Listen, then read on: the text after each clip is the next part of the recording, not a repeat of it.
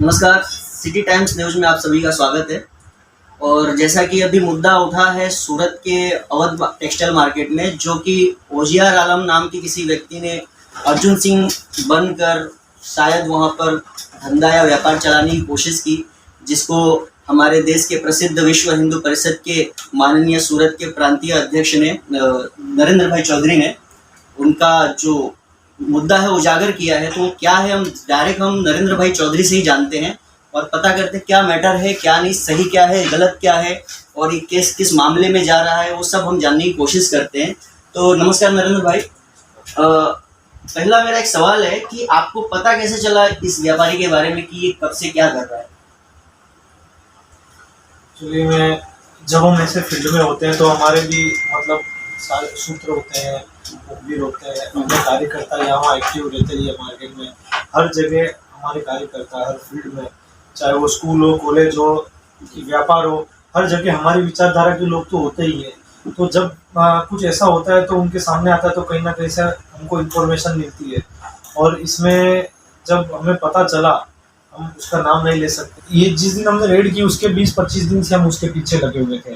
हमें पता चला कि भाई ऐसा ऐसा एक है, अर्जुन सिंह है, जो ओरिजिनल उसका नाम आइडेंटिटी में ओजियार आलम है और मार्केट में बैठा है। तो तुरंत तो जाके हम किसी पे आरोप भी नहीं लगा सकते। तो 20-25 दिन में हमने उनका पीछा किया, हमने देखा कि ये रियल में वो है कि नहीं है, क्योंकि कई बार ऐसा होता है हम करते कुछ और वो कुछ हो जाता है। तो ये कुछ दिन पहले फिर यहाँ वहाँ गांव चला गया, फिर 10-15 दिन बाद वापस आके फिर हम इसके पीछे लगे। जिस दिन हमने फाइनल फैसला किया रेड करने का, तो हमने पहले 2 हमारे मित्रों को वहाँ भेजा, भाई ऐसे परिचय करो तो कुछ बताया। तो उसने, वो पहले से इतना होशियार था कि कभी ज़्यादा किसी से बातें नहीं करता था, स्टाफ ही उसका सारा काम हैंडल करता था। लेकिन उसकी जो दुकान है उसके विजिटिंग कार्ड पे उसने अपना नाम अर्जुन सिंह बता रखा था। उसकी इंस्टा और फेसबुक आईडी है, उस पर उसका नाम अर्जुन सिंह था। हाँ, सारी जगह लोगों को लोग उसको अर्जुन सिंह नाम से ही जानते थे। ये सूरत के अंदर सिर्फ वो या 1-2 लोग और होंगे जिसको पता होगा कि वो ओजियार आलम है। बाकी सारे लोगों ने हमें ऐसे ही बोला कि हमें नहीं पता था। उसके स्टाफ तक ने हमको यही बताया कि हमें नहीं पता था कि हमारे जो बॉस है उनका नाम ओजियार आलम है, हम अर्जुन सिंह नाम से ही जानते थे। हाँ, वो उसका एक स्टाफ है दिलीप सिंह, उसको जरूर मालूम था क्योंकि दुकान का रेंट एग्रीमेंट और जीएसटी उसने दिलीप सिंह के नाम से ही ले रखी थी। ऑन पेपर उसका जो व्यापार है उसने अपने नौकर के नाम पे रख रखा था। अच्छा। हाँ, लेकिन जैसे बिल बुक हुई, विजिटिंग कार्ड हुआ, उस पर खुद का नाम था। और जब वो यूट्यूब पे ऐड करता था अपने ब्लाउजेस का, उस पर अपना नाम वो अर्जुन सिंह बताता था। तो ऐसी कई सारी चीज़ें कि जिसपे वो अर्जुन सिंह ही था। लेकिन फिर ओजियार आलम, जब उसका मेरे को पता चला तो मैं उसकी आईडी देखने लगा। उसकी आईडी से भी हमको कहीं ना कहीं ऐसा डाउट हुआ, उसका वो फेसबुक एड्रेस वगैरह से। तो फिर उस दिन जाके जैसे ही हम लोग यहाँ से निकले, मैंने कंट्रोल में फ़ोन करके पुलिस की मदद मांगी कि ऐसा ऐसा एक शख्स मार्केट में बैठा है और हमें वहाँ जाना है, तो हमें पुलिस की मदद चाहिए। तो हम वहाँ पहुँचे, जब पहुँचे और उसको मैंने उसका नाम पूछा, मैंने कहा आपका नाम? तो वो कहने लगा अर्जुन सिंह। मैंने दोबारा पूछा क्या नाम है आपका? बोले अर्जुन सिंह। तीसरी बार पूछा आपका नाम अर्जुन सिंह है? तो उसने कहा हाँ मेरा नाम अर्जुन सिंह है। मैंने उससे कहा तो फिर ओजियार आलम कौन है? तो चौंक गया, उसने बोला बताइए ना क्या क्या प्रॉब्लम है। मैंने कहा नहीं है कौन ओजियार आलम, बताइए। बोले बात क्या है, मामला क्या है वो बताइए। तब तक फिर वो जो हमने पुलिस बोली थी वो वहाँ की खड़ी थी। मैंने कहा तेरा आधार कार्ड बता। तो उसने पर्स खोला तो उसमें 2 आधार कार्ड हमको निकले, अर्जुन सिंह के नाम का और एक ओजियार आलम के नाम का। दोनों आधार कार्ड हमने पुलिस को सौंप दिए। उसके जो 6 मोबाइल फ़ोन थे, आईफोन थे उसके पास 6, वो सारे हमने पुलिस को सौंप दिए। विजिटिंग कार्ड जिसको उसका नाम अर्जुन सिंह था, वो विजिटिंग कार्ड हमने पुलिस को सौंप दिया और हम उसे लेकर पुलिस स्टेशन आए पुलिस के साथ। तो जो लोग इसमें इसका साथ दे रहे थे, तो क्या पुलिस ने अभी उनके खिलाफ भी एक्शन लिया है या फिर? फिलहाल तो ऐसा कुछ नहीं हुआ। फिलहाल तो अभी परसों देर रात उसी के ऊपर एफआईआर हुई है, डुप्लीकेट आधार कार्ड बनाने के ऊपर। डुप्लीकेट आधार कार्ड जिसने बनाया था वो उसके? हाँ, अभी वो खुद ने बनाया है कि किसी ने उसे बना के दिया, ये पुलिस ऐसे के लिए जांच का विषय है। हम तपास करेंगे, तपास में जैसे जैसे आएगा उनको हमें ऐड करते जाएंगे। फिलहाल तो आरोपी उसी को बनाया है और फरियाद मैंने ही दी है। फरियाद देने के लिए कोई रेडी नहीं हो रहा था। तो ये आपने पता किया कितने दिन से ये इस फील्ड में काम कर रहा है? अर्जुन सिंह नाम से? 3 साल से तो वो अवध मार्केट में है। उसके पहले वो वनकर टेक्सटाइल मार्केट में ही अर्जुन सिंह नाम से दुकान चला रहा था। अच्छा।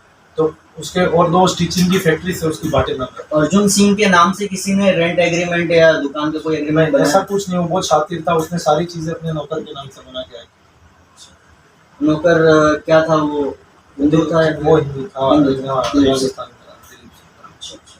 तो दिलीप सिंह के बारे में कोई अभी कार्यवाही कि उन्होंने इस नकली गतिविधि में क्यों उसका सपोर्ट किया, ऐसा कुछ आपने? वो कह रहा है कि ठीक है, मेरे बॉस थे, मुझसे आइडेंटिटी मांगी और मैंने दे दी पैसे, मतलब जो भी है कि भाई उस हिसाब से। लेकिन मैं तो बस ये आप लोगों के माध्यम से यही सबको सचेत करना चाहूँगा, हमारे जितने सामाजिक लोग हैं, जो भी बंधु आज इस यहाँ इस सोशल मीडिया के थ्रू हमें सुन पा रहे हैं, उन्हें मैं एक ही बात कहूँगा कि ऐसे जो लोग हैं वो पता नहीं कब कौन सी घटना को अंजाम दे दे। तो जो हमारे समाज के लोग हैं और ऐसे लोगों को सपोर्ट करते हैं, सबसे बड़ी गलती तो उन लोगों की है जो हिंदू होकर ऐसे विधर्मियों को समर्थन करते हैं। तो मैं उन लोगों को चेतावनी देना चाहता हूँ कि अगर फ्यूचर में इस तरह के लोगों को किसी ने भी मदद की, मार्केट में हमें इंफॉर्मेशन मिली कि 100 से ज्यादा लोग फिलहाल एक्टिव हैं जो इस तरह के काम कर रहे हैं और हम अब उनके पीछे लगे हुए हैं। तो आप जो भी लोग मुझे सुन पा रहे हो, उन्हें मैं यही कहूंगा कि अगर आपने किसी को अपना आधार कार्ड या पैन कार्ड या जीएसटी नंबर या रेंट एग्रीमेंट दिया है ऐसे विधर्मियों को सपोर्ट करने के लिए, तो आप अपना उनसे समर्थन वापस ले लीजिए, हमें इन्फॉर्म करिए और अपना बोरिया बिस्तर बांध के ना दिन ना हो जाइए। वरना अगर हमने पकड़ा कि आप लोग सपोर्ट कर रहे हो, हमारे लोगों के विधर्मियों को सपोर्ट कर रहे हो, तो हम आप लोगों का सामाजिक बहिष्कार करेंगे और आपके शुभ प्रसंगों में, शादी ब्याह में हम आगे अंडे टमाटर फेंकेंगे और उसकी जवाबदारी आपकी स्वयं होगी। नरेंद्र जी, एक और सवाल, क्या इस मामले को जिहाद के एंगल से देखा जा रहा है? जी बिल्कुल। और एक बात बताइए, आपको एक इंसान को अपना नाम बदलने की जरूरत कहाँ पड़ती है? भाई व्यापार तो आज मुस्लिम व्यापार नहीं कर रहे हैं देश में, नाम से ही कर रहे हैं। बद्री लेस वाले का इतना बड़ा व्यापार है, मुस्लिम है, बड़ी बड़ी डाइंग प्रिंटिंग मिल्स हैं, बड़े बड़े शॉप्स है, मुस्लिम्स की नहीं है। नाम बदलने की जरूरत कहाँ पड़ती है? 2 ही काम में, या तो उसे लव जिहाद करना हो, किसी लड़की को फंसाना हो तब, या फिर देश में अशांति फैलानी हो, कोई बम धमाका करना हो, या उसका कोई बड़ा षड्यंत्र हो फ्यूचर में 4 साल 5 साल बाद में हो सकता है कि ये कोई बड़ा आतंकवादी निकल जाए। क्योंकि जिस इलाके से वो बिलोंग करता है, बिहार के वेस्ट चंपारण से, वो कई लोग नेपाल बॉर्डर से, मतलब बांग्लादेशी लोग भी वहाँ के थ्रू आ जाते हैं। तो हमें ये सारे डाउट हो रहे हैं। फिलहाल उसके हमें देख के लगा नहीं, लेकिन 6 मोबाइल वो आईफोन यूज कर रहा है। 6 मोबाइल आज हम मिडिल क्लास के लोग जब एक फोन लेते हैं 30-40 हजार का, तो घर में 2 दिन सोचते हैं कौन सा फोन लूं, कितने का पड़ेगा, पैसे कहाँ से अरेंज होंगे। और 6 आईफोन मतलब 6-7 लाख की चीजें तो जेब में लेके घूम रहा था। लव जिहाद पे लेके देता हूँ कि आप चेत जाओ, अपनी लड़कियों को समझाओ, अपनी बच्ची किस संगत में घूम रही है, उसकी दोस्त कैसी है, अगर महिला मित्र भी है तो मित्र किस प्रकार की, उसकी सोच क्या है, कैसे लोगों के साथ वो घूम रही है, थोड़ा ध्यान दो। बेटी रात देर तक घर नहीं आती है तो आप ये छूट मत दो कि वो फ्रेंड्स के साथ कहीं घूम रही है। जैसे अभी की घटनाओं में ऐसा ही हुआ कि हमने तुम्हारी बच्ची को खुद घूमने भेजा, ये किया वो किया। तो ये सारी चीजें बंद करिए, जमाना खराब है, लोग अच्छे नहीं है। आप अपने बच्चों का हाथ मत छोड़िए, वरना ऐसे लोग बहुत हैं जो आपके बच्चों का हाथ पकड़ने के लिए तैयार है और गलत रास्ते में धकेल सकते हैं। तो आप अपने बच्चों का हाथ मत छोड़िए, बच्चों पर ध्यान रखिए। और मैं मेरी बहनों से कहना चाहूंगा, इतने भोलेपन में मत रहो, इन लोगों की चिकनी चुपड़ी बातों में मत आओ। एक लड़का अच्छे कपड़े पहन ले, अच्छे गिफ्ट दे दे तो लड़कियां भावुक हो जाती। तो ये सारी चीजें बंद होनी चाहिए। ओजियार आलम के मुद्दे पर अगर हम आते हैं तो उसका कोई आपराधिक रिकॉर्ड आपके सामने आया अभी तक? नहीं, फिलहाल हमें कोई आपराधिक रिकॉर्ड उसका नहीं मिला है।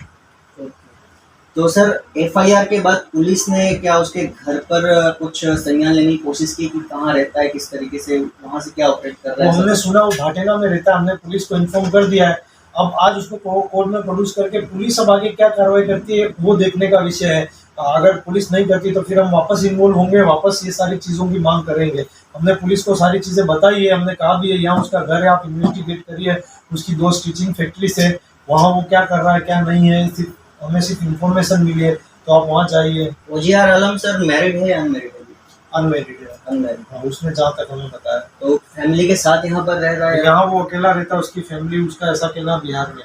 बिहार में जी। तो दर्शकों, आपने देखा नरेंद्र सिंह चौधरी ने बहुत अच्छे से, जी जी, एक मिनट नरेंद्र सिंह चौधरी ने काफ़ी अच्छे से इसके बारे में हमें बताया है, और अभी नशा मुक्ति के बारे में नरेंद्र सिंह चौधरी कुछ और बताना चाहते हैं, तो एक बार हम जानने की कोशिश करते हैं। सर बताइए, क्या नशा मुक्ति के बारे में आपके आगे कदम क्या है? मैं मेरा ये पिछले 6-7 महीने का अनुभव बता रहा हूँ। वेसू इलाका है, पिपलोद इलाका है, पार्ले पॉइंट है, उस साइड में हमने इन 6 महीनों में मतलब 8 से 10 बच्चे पकड़े हैं जो 18 से कम उम्र के हैं और जिनको गांजे की लत है। उनके माँ बाप को बाकायदा हमने सौंपा है। उसमें से 3 लड़कियां निकली है, 4 लड़के निकले हैं, और एक ग्रुप, एक बहुत बड़ी चेन है, बनती जाती है आगे आगे, और इसमें बच्चे इन्वॉल्व होते जाते हैं। तो इसमें भी मैं माँ बाप को कोई मैसेज देना चाहूँगा कि कम से कम अपने बच्चों का ध्यान रखें। अभी जो हमने ये किया था गांजे वाला, उसमें वो सब एकदम माइनर थे बच्चे, और जब एक लड़के को हमने पकड़ा तो दूसरा दोस्त उसका भाग गया था, तो वो उसके पिताजी के पास जाके चला गया और बोले मुझे कोई लोग डरा रहे हैं। तो उसके पिताजी ने फ़ोन लिया, बोले, मैंने कहा भाई तू आ मिल। उसके पिताजी बोलते आप मेरे बच्चे को डरा रहे हो। मैंने कहा भाई साहब आप भी साथ में आ जाइए, काम क्या है। मैंने कहा आप आइएंगे, आप आओगे तो आपको बताऊंगा, फ़ोन पे नहीं बता सकता हूँ। तो वो जानी फरसान के पास पुल के नीचे रात को 11:30 बजे, हम 6 बजे से उनके पीछे लगे हुए थे, 11:30 बजे उसके पिताजी के साथ वो लड़का आया पूरा हाँफते हुए। मेरे साथ ही मेरे मित्र लोहाराम जी थे और 3-4 लोग और थे। उसके पिताजी बहुत ही बड़े बिजनेसमैन थे, जैन कम्युनिटी से वो बिलोंग करते हैं। जब मैंने उनको बताया कि बेटा तुझे पसीना क्यों हो रहा है, तू इतना घबराया हुआ क्यों है, तो बोले कुछ नहीं, यहाँ पर है। मैंने क्या लगता है पूरे दिन से तुझे स्मोक नहीं मिला है। तो इसमें क्या होता है, जब इंसान थोड़ा परेशान हो जाता है, तो उसके पिताजी कहने लगे नहीं नहीं आप लोगों से डर गया है, आप लोग कौन है। मैंने कहा आप इनका मोबाइल खोलिए ना। बोले पासवर्ड है। मैंने कहा आपका बच्चे का पासवर्ड खोलने का अधिकार आपने नहीं है। मतलब ये आज की स्थिति हो गई है, बच्चे पर अधिकार नहीं रहा। मैंने कहा, मैंने मोबाइल लेके डरा के उसका पासवर्ड खोला, अंदर की फोटोज निकाली, उसके पिताजी को दिखाया, ये देखिए ये पेपर होता है, ये गांजा होता है, इसमें लोग डाल के पीते हैं। तो उसका बाप चौंक गया। फिर उसके पिताजी उसको क्या कहते हैं, आज मेरे पिताजी होते तो मुझे वही 2 थप्पड़ लगाते। उसके पिताजी उसको गले लगा के उसको पुचकार के कहते बेटा दिकरा तू टेंशन नहीं ले, तने आमाती हूँ बार काढ़ीस। मतलब उसको प्यार से ये कह रहे हैं गुजराती में कि बेटा तू हाँ टेंशन मतलब मैं तुझे इन चीजों में से बाहर निकालूंगा। अरे मैंने कहा आप इसको इतना प्रेम दे रहे तो ये कैसे इस चीज से बाहर निकलेगा। यानी माता पिताओं का ही इसमें हाथ है कि नशा मुक्ति अभियान छुड़ाने की वजह वो लोग उसमें लत लगवा रहे हैं। तो सर अभी नशा मुक्ति के बारे में, अगर अभी आपने जैसे गांजे का जिक्र किया, तो अभी गांजा हमारे देश में इंपोर्ट हो रहा है या फिर गांजा हमारे देश में ही बन रहा है, जो कि इलीगल है, फिर भी लोगों को ये कैसे प्रोवाइड किया जा रहा है? आपने शायद अभी कुछ महीनों पहले देखा होगा, पुलिस ने पकड़ा था गांजे, बड़े संख्या में उड़ीसा से गांजे की खेप आती थी, पांडे ब्रदर्स करके क्राइम ब्रांच वालों ने पकड़ा। तो पुलिस भी लगी हुई है इन चीज़ों में पीछे। जब से कमिश्नर साहब आए ये तो नशे मतलब इन चीज़ों के पीछे हाथ धो के पड़े हुए। तो हमें खुशी भी है इस बात की, काफ़ी लोग, ये चल तो सूरत में कई वर्षों से था लेकिन अब जाके उजागर होने लगा है। ये कंसार होटल वाला है, वो ड्रग्स केस में पकड़ा है। ड्रग्स भी हमारे सूरत में बहुत मात्रा में आ रहा है और सारे टारगेट हो रहे हैं जो पॉश इलाके के बच्चे हैं उनको ये लोग टारगेट करके, क्योंकि पैसे वहीं से आते हैं इसके पास में। तो वेसू, VIP रोड, पिपलोद और इस इलाके में सारा ये लोगों ने अपना टारगेट फैला रखा है। इसमें जो कंसार होटल है उसका मालिक भी बीच में पकड़ा गया था।